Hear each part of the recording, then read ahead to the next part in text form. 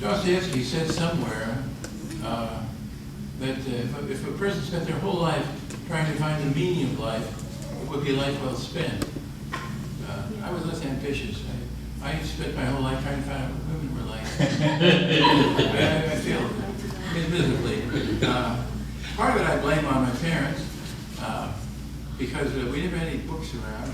I ended up reading my mother's magazines, and the magazines were always stories about women whose names I'd never heard before, and I think it warped me. This was a poem called Secretly Reading the Stories in My Mother's Magazines. We had very few books and no library near our old ramshackle house at the end of the street, in that neighborhood stinking of cabbage and beer. So I savored the love lives of Allison, Dawn, all those Merediths, Ericas, Tiffany's, Brooks, in my bedroom upstairs, with a chase on the lawn. But on a greater reflection, those names seemed as queer as Soufflé de Poisson or Escalope de Veau in a neighborhood stinking of cabbage and beer. And I thought to myself, as I read more and more, I might find that oasis of beauty and grace and encounter those females that go to adore. The dawning of truth proved my night of despair. I've been lied to, defrauded, seduced and betrayed, like some pitiful character out of Flaubert. With my dreams gone astray, my dilemma was clear. I was trapped in a world full of Marys and Anns, in a neighborhood stinking of cabbage and beer.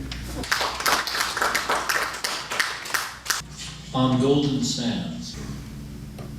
I wait alone on golden sands to hear the chapel bell strike 10, her sprightly step upon the stair, that bird that flew into my hands, to hold her closely once again. For the priest had caught her ear, described the metes and bounds of hell. She spent a summer night with me, who now pretends she doesn't hear the tolling of the chapel bell. I know I'll catch no further sight of her out walking golden sands, but who'd forget that face and form that issued from the dark that night? That bird, it flew into my hands.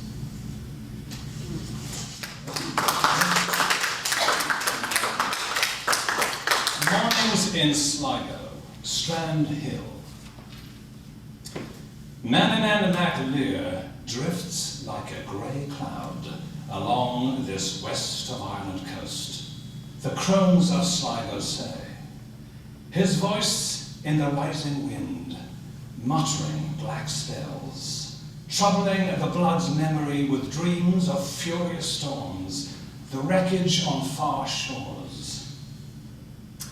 I imagine him on solitary rocks, gauging the tide's movements and the moon's pale changes, urging the white-headed stallions of the black Atlantic hard on this peaceful strand.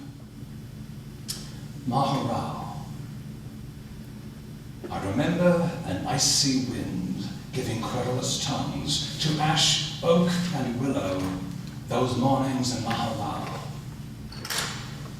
The sweep of her brown hair across a white pillow, the scant outline of her breasts beneath grey linen. I remember out our window, Queen Anne's lace, blown on a ruined stile at the edge of Donald's Field. The black and white cattle, like ghosts in the first light. Our two bodies merging in a wild tangle of bedding.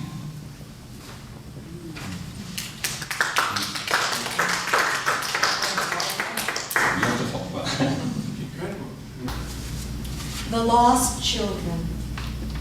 Children lose their way in dreams, wandering the unmarked roads, wading through the braided streams. All their fields of green recede, leaving them at journey's end autumn's waste of straw and seed.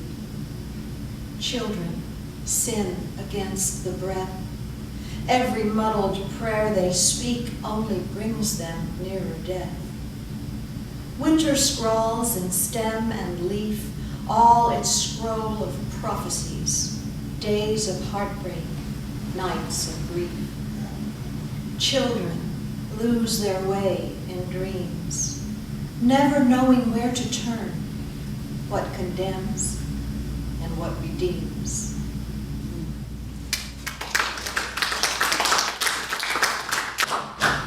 Summer snow. Those winters at my uncle's lodge are pallid childhood memories, except her vivid face, that face I saw just once when I was 8. Returning from the slopes one day, I shivered by a blazing fire. 2 girls I'd never seen approached, been sledding through the snow once. A stunning girl of 12 or so, with long black hair and deep blue eyes. I bet you're freezing cold, she purred. I lied, a quaver in my voice. You haven't found the summer snow beyond the ridge, she asked. There's drifts and drifts. It's warm and cozy there. You just lie down and let it cover you. It's dreamy stuff. Her silent friend exchanged a look with her. I guess we have to go, she said. Goodbye. But don't forget those drifts of summer snow. Perhaps we'll see you there sometime. A blaze destroyed my uncle's lodge next autumn when it didn't rain. Although we didn't know it then, we'd spent our final winter there. What slopes I see these days appear in dreams of summits far away. I pull my sled across that ridge, still seeking drifts of summer snow. Pardon me. I'm going to say it right here. I love Tom Kerrigan. Anyway. Coole Park Revisited. Epigraph from The Wild Swans at Coole by William Butler Yeats. Among what rushes will they build? By what lake's edge or pool delight men's eyes when I wake someday to find they have flown away? So many lovely things are gone. You said those brooding latter days. At Coole, a Georgian manor house played host to genius down the years. A country's poets, playwrights, wits, but laggard time would pull it down. Just up the road, the mountaineers contrived to lose Talira House. And who ascends your winding stair at Ballylee but tourists now? Returning to these 7 woods, I leave the world of ghosts a while. I go to find those swans again that wheel and dive across the lake, near kin of those you ventured once, were emblems of the human soul. What's lost, preserved in years to come, no man can ever prophesy. Will sylph-like swans be gliding here when men are silent